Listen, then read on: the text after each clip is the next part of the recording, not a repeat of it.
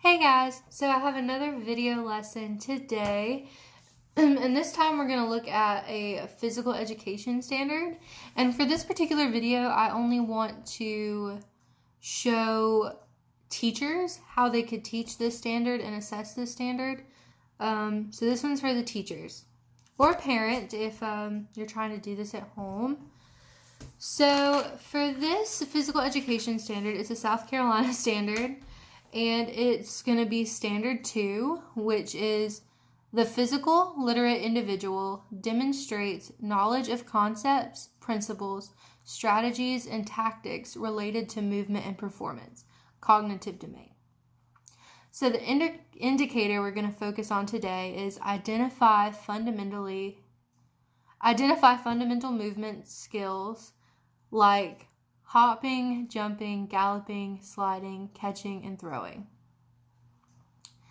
So this is how you can teach that standard. So this teaching this standard can happen in 3 steps. And I think it's important to emphasize that for this standard, they only need to identify. So they don't need to perform. This isn't a performance indicator. They just need to be able to identify it. So the first step for this standard is to begin with a pretest. And by pretest, you could also just do a checklist for all the skills that it mentioned in the indicator: hop, jump, gallop, slide, catch, and throw.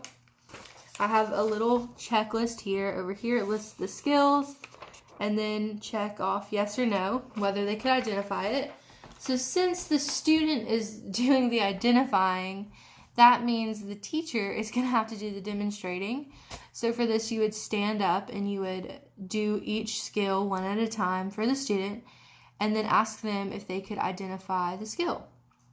So if they could, you would go to your little checklist and say they could identify hopping. That's yes. And if they could not identify something like a slide, then you just check off no. So that's the end of the first part. So for the next step to teach the standard, you're going to want to have some intervention time. So let's say the student, there were certain movements that the student wasn't able to identify and just couldn't do. So what you want to do is you want to pull out the ones that they really struggled with and demonstrate them again for the student, maybe a couple times, and explain what you're doing and what the movement is called. Also, I didn't mention that if for catching and throwing, I would recommend grabbing a third person, another student or maybe another teacher, to help you out because the student's just identifying. They can't catch or throw for you.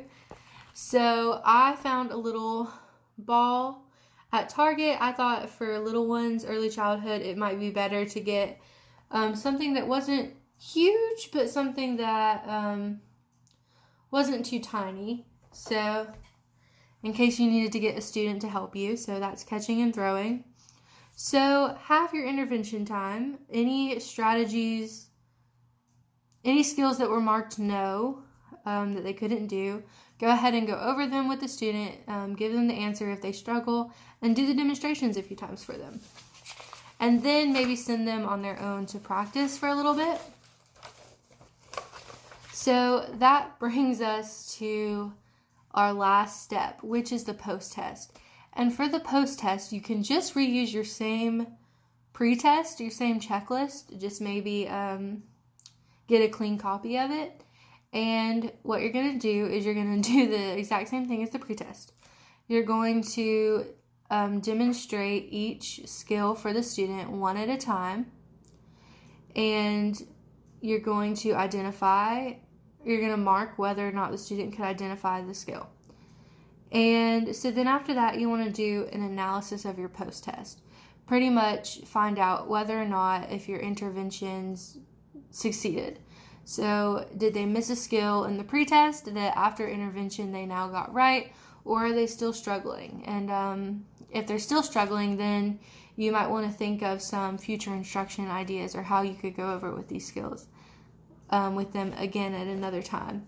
And I think it's important that in between the intervention, you give time, maybe a day or two, so they have time to really work on the skill before you give the post-test. So this is definitely going to have to take place over a couple days. And definitely one child at a time, or maybe even a small group would be good. You just have to make sure to have enough checklists for all the students. Okay, thanks for watching.